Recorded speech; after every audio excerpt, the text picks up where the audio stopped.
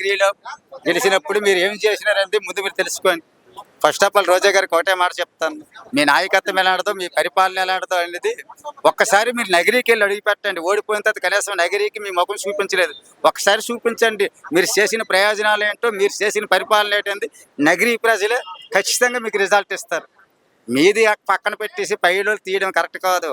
పవన్ కళ్యాణ్ గారు అన్ని కులాలకి అతీతంగా గౌరవిస్తూ రాష్ట్రాన్ని అభివృద్ధి పదంలో ముందుకు తీసుకెళ్తుంటే ఓజీ కాదు క్యాబేజ్ అని వ్యాఖ్యలు చేస్తున్నావు. అమ్మ రోజా గారు, నిజంగా మీరెంత చాలా ఇష్టం. ఎందుకంటే మెగాస్టార్ చిరంజీవి గారితో నటించావు, మంచి నటివు, సినీ కళారంగంలో ఉండవు. కాబట్టి నేను ఒకటే చెప్తాను, రాజకీయం పోయిన తర్వాత క్యాబేజీ వ్యాపారం చేస్తారు, దాంట్లో 4 పైసలు సంపాదించుకుంటే బాగుంటుంది. ఆ క్యాబేజీ వ్యాపారం అని కరెక్ట్ అని నేను భావిస్తాను. మీరు ఏమనుకున్నా ఎప్పటికీ మరి ఎప్పటికి కూడా పవన్ కళ్యాణ్ గారు ఓజే, అది మీరు గుర్తుపెట్టుకోండి. ఓజీ 100%, అది గుర్తుపెట్టుకో. ఓజీ అని పేరు పెట్టుకోకు, రాత్రి కూడా నీకు నిద్ర పట్టదు.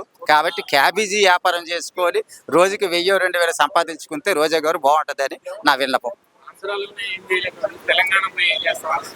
రోజా గారు అంటారబ్బా, ఆంధ్రాలో ఏం చేసిండో ఏం చేయలేదో, ఆయనకి ఇచ్చిన శాఖలని ఏం చేసిండో, ఏ రకంగా అభివృద్ధి వైపు తీసుకెళ్తానులేంది రోజా గారికి ఒకసారి పర్యటన చేసి చెక్ చేసుకోమని నేను ఈ సభాముఖంగా తెలియజేసుకుంటాను. నీవు ఇంట్లో కూకొని పవన్ కళ్యాణ్ గారు ఆంధ్రాలో ఏం చేయలేదన్న మాట అయితే కరెక్ట్ కాదు. మీరు వెళ్ళండి, మీరు ఒక నాయకురాలే, మీరు ఒక పార్టీలో ఉన్నారు, మీరు వెళ్ళి ప్రజల దగ్గరికి వెళ్ళండి. పవన్ కళ్యాణ్ గారు ఇన్ని శాఖలు తీసుకుని పవన్ కళ్యాణ్ గారు మీకు ఏం సాయం చేస్తాడా, లేదా ఆయన శాఖలు కరెక్ట్గా ముందుకు తీసుకెళ్తాడా లేదని మీరు ఒకసారి ఎంక్వైరీ చేసుకోండి అని రోజా గారికి నేను ఈ సభాముఖంగా అడుగుతున్నా.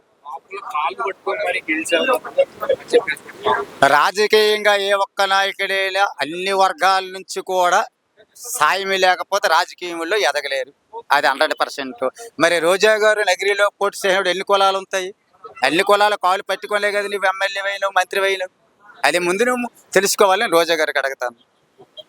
నీలాగా ఇండస్ట్రీలో ఉన్నప్పుడు ఎంతమంది కాలు పట్టుకోలేదు ఆఫర్ల కోసం? నువ్వు ఎంతమంది నిర్మాతలు కాలు పట్టలేదు, ఎంతమంది డైరెక్టర్లు బతిమాలలేదు, నాకు ఒక ఆఫర్ ఇవ్వండి, నాకు ఒక ఛాన్స్ ఇవ్వండి అని.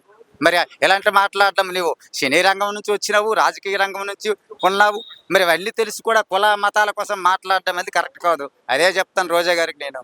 రోజా గారు, మీలాగా కుల రాజకీయాలు, మత రాజకీయాలు, శవ రాజకీయాలు అయితే పవన్ కళ్యాణ్ గారు చేయలేదని నేను చెప్తాను. ఒకవేళ పవన్ కళ్యాణ్ గారు అభివృద్ధి చేయలేదని అంటారు, కరెక్టే, మీరు వెళ్ళేదానికి ఏమి వస్తాం. మీరు కూడా ఒక మంత్రి కదా ఆంధ్రప్రదేశ్లో, మీరు వెళ్ళండి, ఆయనకి ఇచ్చిన శాఖలు మిగతా వదిలేయండి. ఆ శాఖలు ఎటువంటి అభివృద్ధికి వెళ్తారో ఒకసారి చూసి మీరు మాట్లాడండి మీడియా ముందుకు వచ్చి. అంతేకాకుండా మీరు ఎక్కడో ఇంట్లో కూకొని, మద్రాసులో కూకొని మరి ఏవేవో మీడియా ముందుకు వచ్చి మాట్లాడితే అది కరెక్ట్ కాదని సభాముఖంగా రోజా గారికి తెలియజేస్తాను.